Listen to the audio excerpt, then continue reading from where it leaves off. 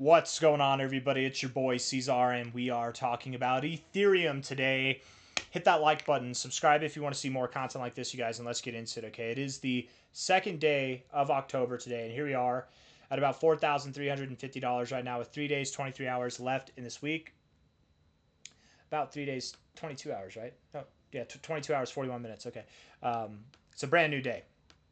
We just started out the day here, and you can see that we moved up a little bit just to move back down.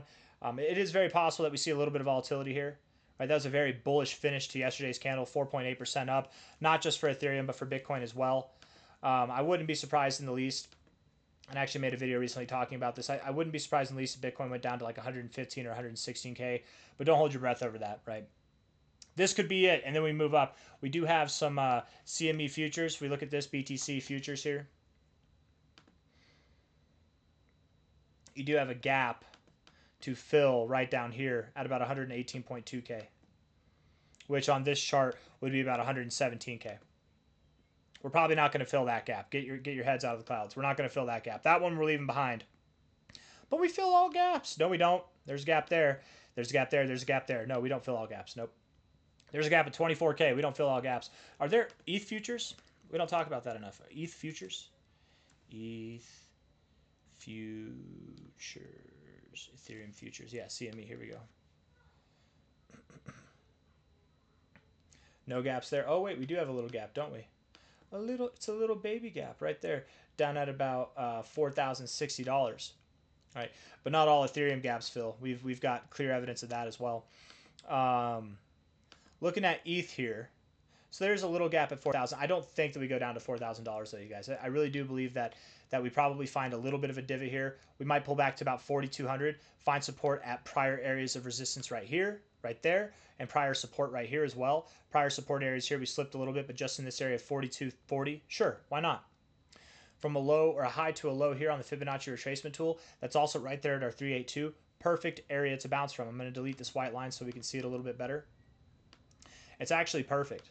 You know, going from this area, running all the way up to your 0.5 like this, it's very common actually to pull back to your 382, find support, and then move higher. Or even down to your 236. And guess what? That 236 is all the way down at this low, also at this high, also right there at about $4,060, which is right where your gap is. I don't believe Ethereum goes that low, but it's a possibility. Let's look at Ethereum here on the liquidation map.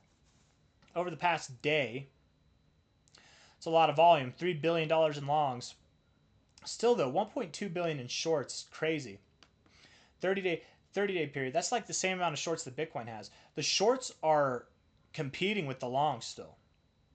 You guys, there's a lot of shorts to move through with Ethereum, and the reason being for that is probably that, you know, Ethereum's just been consolidating a lot longer, right? It's been consolidating a lot longer. People have been assuming that it's going to move down, that we were going to see. Has it actually been longer? July, August? Wait. Let me see. I guess actually Bitcoin's been consolidating longer. Never mind, because Bitcoin's been consolidating since July. I don't know why I had that backwards, but whatever. Ethereum's been consolidating since August, but that's fine. We've been consolidating. I don't know why the reason is that there's more shorts than longs. People are just wanting to short Ethereum for whatever reason. I highly doubt that we go lower. I highly doubt that anything but I highly doubt that this is anything but the low. The low is in. We're going to move up higher. We could move down a little bit from here, pile on some more shorts, but the thing is, man, there are a ton of shorts to liquidate. $10 billion in shorts is no small amount of change. There's a lot of longs as well, but you could move down a little bit just to flush these out, and then you'll pile on more shorts. Absolutely. Let's look at the 1 hour time frame. We'll zoom out from there. I mean, this is very bullish structure. I don't even need volume to tell you, actually, this is very bullish structure, but let's look at some volume. I'm sure the volume's dying off, and that's fine. That's fine. Yeah, guys, I don't know, man. This is pretty damn bullish structure right here. If you move down, I would think 4,300 holds. I would. And if you slip, okay, slip. Go down to 4240, 4220, somewhere in that zone. But you'll come back up. I don't think you're going to slip though, man. I think you'll hold this as support until you're ready to rip. You're probably going to go into this day like this, and then going into the earlier or the mid part of the day and on, you'll start to rip up and close this day very phenomenally. If not, just move up now. I mean, your RSI does have lower lows. Your price has higher lows. That's bullish as hell. Same thing with the stochastics. The MACD looks great too. 4 hour time frame. Super bullish on all fronts. I will say the stochastics pointing down like this is a little bit of an indication that this could be a momentary high. And in which case, again, going here to 4250, 4200, somewhere in that zone to find support at prior resistance, it's kind of a given. But at the very least, I would think that we do go down to about 4,300.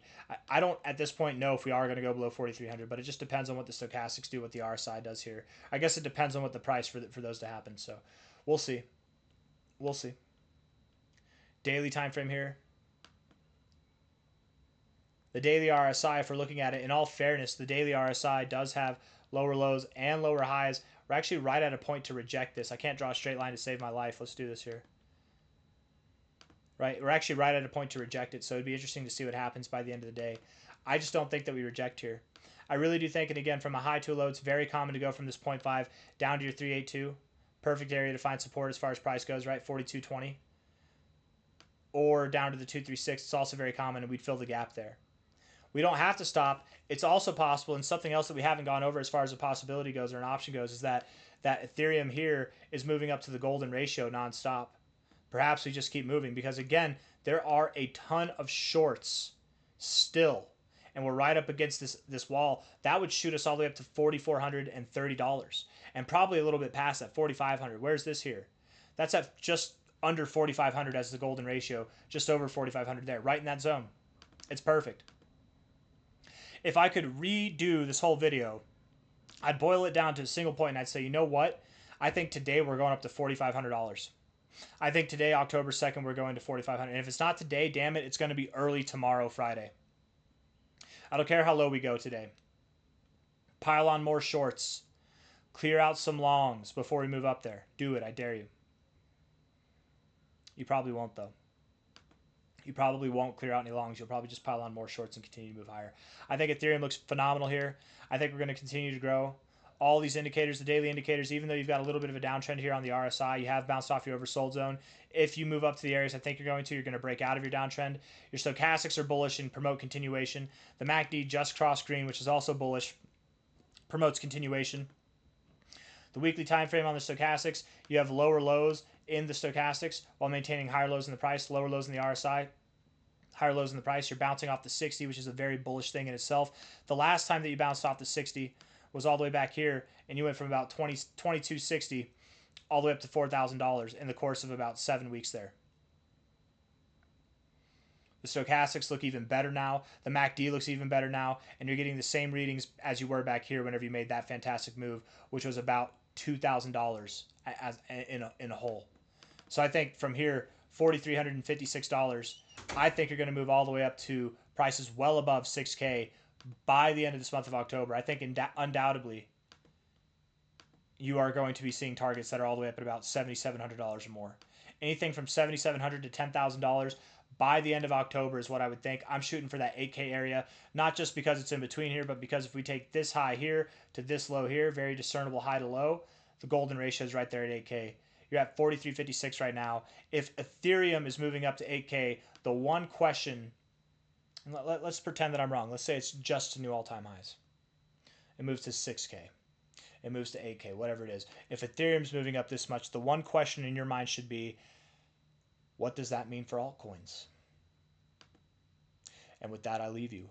Hit the like button, subscribe, take care of yourselves. I'll see you on the next one. Bye-bye.